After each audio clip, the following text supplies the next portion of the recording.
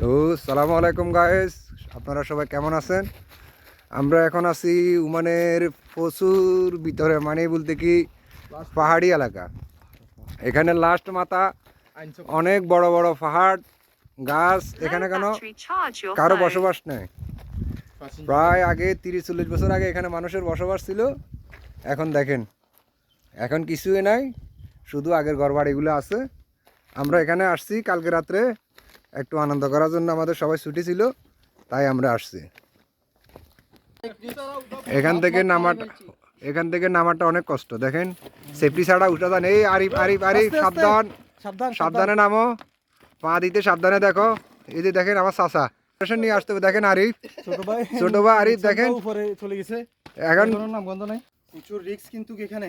দেখেন ছোট ভাই রক্সি কই উঠছে। ওখানে উঠার এখান থেকে এনার্জি নিয়ে তারপর উঠতে হবে। এখানে উঠার কোনো দরকার, এখানে উঠতে হলে অনেক সেফটির দরকার। দেখেন, উঠতে কিন্তু সহজ, নামার সময় কিন্তু অনেক কঠিন, কেননা পাথরগুলো জায়গাতে থাকে না। ওইখান থেকে পাথরগুলো পড়ে যায়, স্লিপ কাটে পা। সাবধান। আমরা এখন কিন্তু নামতেছি। এই পানিগুলো, জায়গাটা কিন্তু খুব সুন্দর, কিন্তু অনেক ভয়ঙ্কর, অনেক আগে ওমানিরা এখানে থাকতেন যে সময়, ওই সময় থেকে এরা এখানে আপনার কোরবানের সময়, যে কোনো সময় মাংসগুলো পোড়া দেওয়ার জন্য, এই দেখেন এই জিনিসটার নাম বলে, আরবিতে বলে তেন্নুর। আমরা ওই যে এখানে একটা গর্ত আছে, এখানে কিন্তু অনেক বড় একটা গর্ত। এই যে এখানে এখন দেখেন লার্কি, এগুলা কাঠ বা গাছের গোড়া, এগুলা দিয়ে এগুলাকে পোড়ানো হয়। পোড়ানোর পর এগুলো কয়লা করা হয়। কয়লার পরে এখানে আস্ত গরু, ছাগল, দুম্বা, বেড়া, এগুলাকে দিয়ে এখানে পোড়া দেওয়া হয়। কিন্তু খানাগুলো অনেক সুস্বাদু, অনেক হেলদি এবং টেস্টি। আমরা খেয়েছি, এগুলো অনেক হেলদি, কিন্তু খানাগুলো অনেক সুস্বাদু। কিন্তু এই খানাগুলো এখানে পাওয়া যায়। আপনি যদিও আসেন, এখানে বিভিন্ন ধরনের রেস্টুরেন্টের ভিতরে পাওয়া যাবে। তেন্নুর, লাহাম মেশাকিক, পোড়া দেওয়া শিক, মাংস, এগুলো এখানে পাওয়া যায়। ওমান আর একটি প্রাচীন ঐতিহ্যবাহী হচ্ছে যে আপনার হারিকেন। আগে ওমানিরা এইসব ল্যাম্প, হারিকেন, এইসবগুলা দিয়ে এখানে তলা আলো জ্বালিত। দেখেন এই ঘরগুলা যে দেখতেছেন, এগুলো ওমানিরা আগে বসবাস করতো। প্রাচীনকালের ওমানিদের মসজিদ দেখেন কত সুন্দর।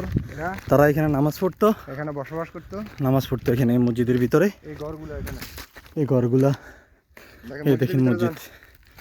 আমরা আপনাদেরকে দেখানোর চেষ্টা করতেছি। একটা মসজিদ, এই মসজিদে তারা নামাজ পড়তো। ওই যে একটা গর্ত দেখতেছেন, এটা হচ্ছে তো ওমানিদের ঘর। ঘরগুলো আপনারা কিভাবে বানাইছে আপনারা একটু দেখেন। যে বড় বড় পাথরগুলো আছে, এগুলো একটার উপর একটা রাখি এই ঘরগুলা বানাইছে। কোনো সিমেন্ট নাই, কিছু নাই, শুধু মাটি দিয়ে এই ঘরগুলা বানাইছে। দেখেন এইখানে ওমানিরা বসবাস করতো। এইখানে দেখেন চারদিকে কোনো রাস্তাঘাট কিছুই নাই, কোনো কিছুই নাই। ওমানিরা অনেক কষ্ট করে এখানে আগে থাকতো।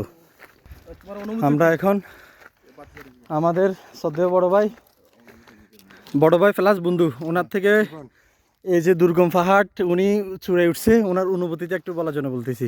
খুব ভালো লাগছে, তবে উঠতে সহজ হয়, কেন সেফটি নিয়ে আসলে ভালো হয়। কারণ উঠতে তো উঠে গেছি স্কির জুড়ে, আর নামতে একটু রিক্স, মানে স্লিপ কাটি যায়, পাথর তো ছোটো ছোটো পাথর, স্লিপ কাটি যায়, এই জন্য রিক্স। তা আপনারা আসবেন, এখানে খুব সুন্দর জায়গা, সেফটি নিয়ে আসলে খুব ভালো হয়। আর খুব সুন্দর জায়গা দেখার মতো। আমরা নেক্সট ভিডিও এখানে দিব। এখানে ঝর্ণার পানি আছে, অটোমেটিক পাহাড় থেকে, গেবেল থেকে বাড়ি আসতেছে। এখানে একটা পুরো একটা ডিস্ট্রিক্ট চলে এই ফাইনে। এখানে ওই যে একটা ডিস্ট্রিক্ট চলে। একটা লাইক, একটা শেয়ার, কমেন্ট করে দিবেন। আমার নেক্সট অন্যদের দেখার সুযোগ করে দিবেন। আমরা নেক্সট ভিডিওতে ঝর্ণার পানি দেখাবো। ওকে।